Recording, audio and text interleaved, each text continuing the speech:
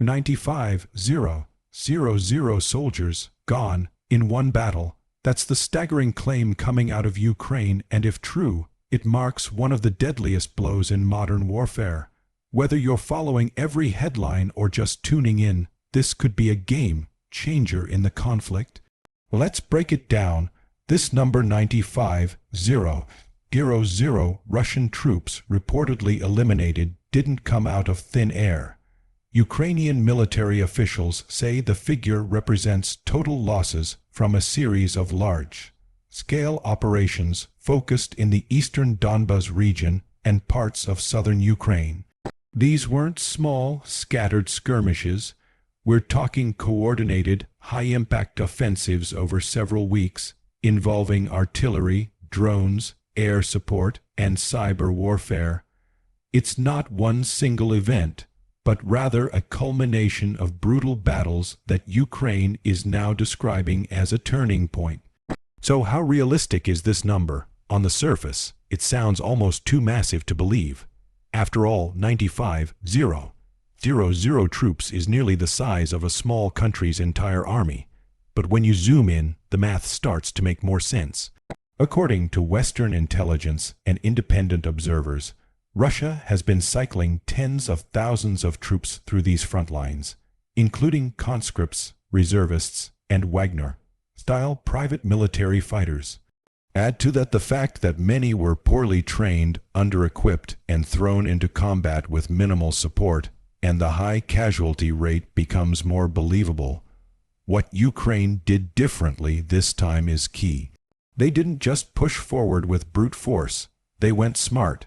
Using real-time intel from Western allies, Ukraine targeted Russian logistics lines, fuel depots, command centers, and even communication towers.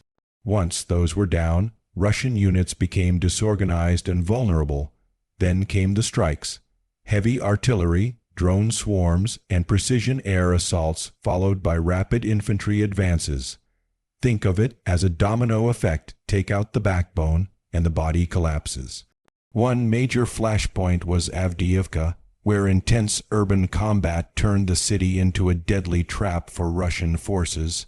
Ukrainian troops, who had spent months preparing, used fortified positions and tunnels to ambush advancing units.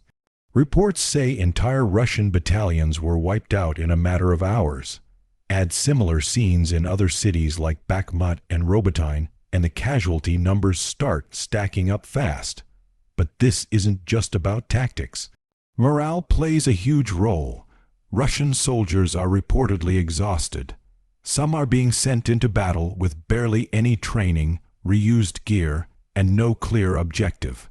Meanwhile, Ukraine's troops are defending their homeland. That emotional edge matters.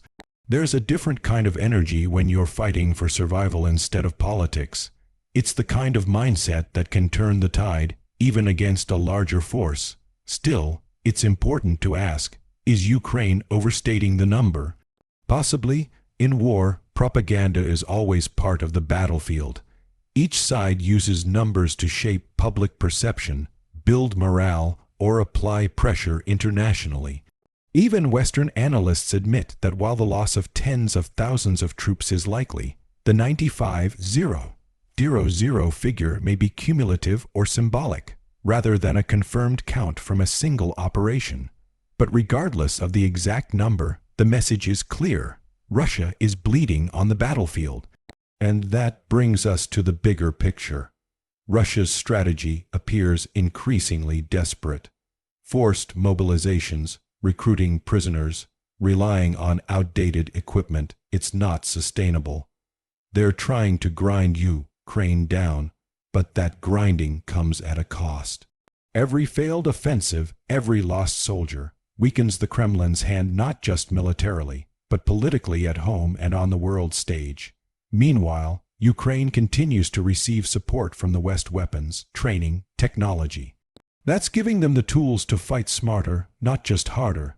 It's not just about holding ground anymore, it's about taking the initiative, reclaiming territory, and wearing down Russian resolve.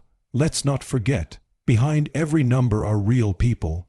Families shattered, lives ended, Whether Ukrainian or Russian, the human cost of this war is heartbreaking, and that's what makes these updates more than statistics. They're a reminder that this war, like any war, is personal for millions. So, what do you think? Is this the moment the tide finally turns in Ukraine's favor? Or are we heading into another brutal chapter with no clear end? Let's talk about it in the comments.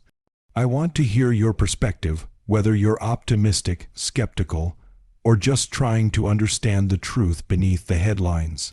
If you found this video helpful or eye-opening, hit that like button, subscribe for more in-depth breakdowns, and share this with someone who wants real talk about what's happening on the ground.